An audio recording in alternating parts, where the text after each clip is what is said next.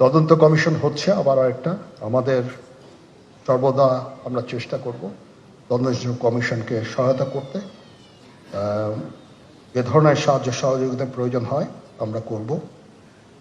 আমরা দেশে একটা ফ্রি ফেয়ার অ্যান্ড ইনক্লুসিভ একটা ইলেকশনের জন্য দিকে ধাবিত হচ্ছে এবং তার আগে যে সমস্ত সংস্কার করা প্রয়োজন অবশ্যই সরকার সেদিকে খেয়াল করবেন।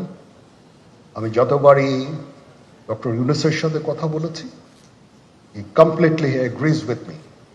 There should be free, fair and inclusive election, and that election should be within December or close to that. যেটা আমি এর প্রথমেই বলেছিলাম যে 18 মাসের মধ্যে একটা ইলেকশন। আমার মনে হয় যে সরকার সেদিকেই ধাবিত হচ্ছে।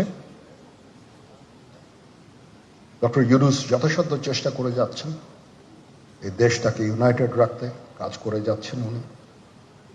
ওনাকে আমাদের সাহায্য করতে হবে, উনি যেন সফল হতে পারেন সেদিকে আমরা সবাই চেষ্টা করব।